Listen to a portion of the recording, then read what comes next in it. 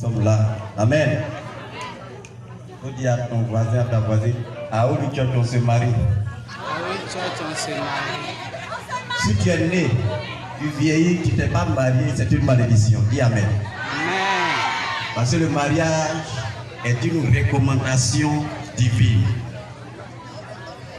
C'est obligatoire que tu te maries. Si tu as Holy Church, tu te maries.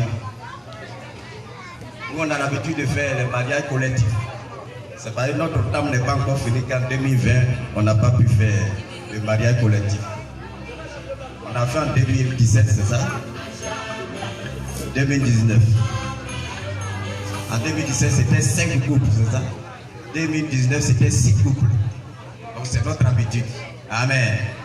Donc, si tu veux te marier, il faut chercher la route de Holy Church du couteau. Comme le temps est parti, on ne va pas trop traîner, on va prendre nos Bibles. Nous partons dans le livre des Proverbes.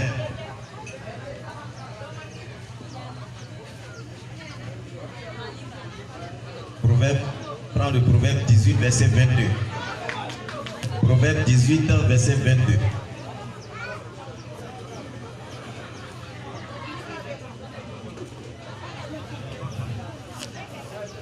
Bien-aimés, nous lisons la parole du Seigneur dans le livre de Proverbes, chapitre 18, en son verset 22. Il est écrit: celui qui trouve une femme trouve le bonheur.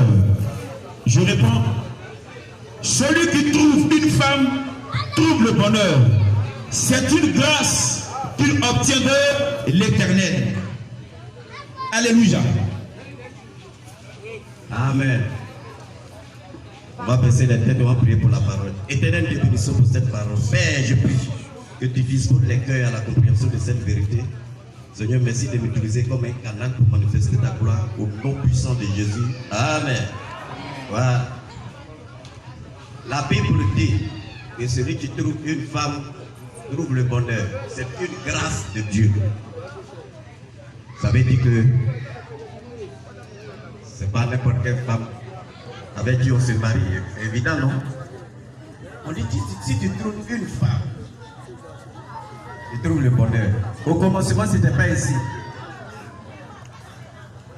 Souvenez-vous du jardin d'Éden. En Genèse 2, verset 20 jusqu'au verset 24. Dieu a marié Adam pendant qu'il dormait. Ça veut dire quoi? Ça veut dire au départ, au commencement, c'est Dieu qui choisissait la femme pour l'homme. Mais après la chute, ça a changé. Amen. Après la chute de l'homme dans le jardin d'Éden, ça a changé. Il y a deux manières maintenant de se marier. La première, c'est que Dieu choisit pour toi. La deuxième, c'est que toi-même tu fouilles pour trouver, comme ce qu'on vient de lire. Or, pour Dieu, il faut te marier à ton âme sœur. Comme Dieu est souverain, il est puissant, c'est lui qui nous a fait, c'est lui qui nous a créé. Le mieux, c'est d'aller vers lui et lui demander de te faire venir ton âme sœur. C'est ce qu'il faut normalement. Mais comme l'homme est rebelle, les gens même cherchent eux-mêmes. Et puis ça va trouver des cacamous. Après ça chauffe dans le foyer, dit: hé Dieu. Mais tu n'as pas dit à Dieu, tu n'as pas dit chercher. Quand tu ne dis pas à Dieu que tu vas chercher, tu trouves ce que tu as trouvé, tu assumes les conséquences. Quand il y a les conséquences, tu veux prier Dieu. Dieu ne va jamais te dire, il t'a laissé. Il va dire: mon fils, ma fille, je suis avec toi et je te soutiens, mais dans la souffrance. Amen. C'est pourquoi si tu es sage, tu vas vers Dieu, tu lui demandes humblement: j'ai l'âge de me marier, Seigneur, trouve-moi mon conjoint ou ma conjointe. Ça, c'est pour celui qui est sage. Pour celui qui n'est pas sage, il fait tel qu'on vient de lire. Ce n'est pas la meilleure manière. Ce qu'on vient de dire là, ce n'est pas la meilleure manière. La meilleure manière, c'est ce qui s'est passé en Genèse. En Genèse 2. Très important. Mais si tu as un certain âge, bon, des fois c'est difficile que l'âme sœur vienne. Bon, tu peux choisir, bon, par la prière, Dieu te soutient. Quoi. Amen. Donc tout à l'heure, on va venir les marier. Ils vont porter l'alliance et tout. Et désormais, on les appellera le couple Yalou. Après la bénédiction, on va faire une offrande pour les mariés. L'église prendra 30%, 70%, c'est pour les mariés. Chez nous, c'est comme ça qu'on fait. Le pasteur ne fuit pas les offrandes. Il ne ramasse pas tout, voilà. Les 70% d'offrande sera le socle de leur bénédiction financière. S'ils doivent devenir riches, ça va dépendre de cette offrande. Donc si ton mariage est mal béni, il y aura des difficultés dans tes finances. De nous à Dieu, c'est comme ça qu'on fait. Dis Amen.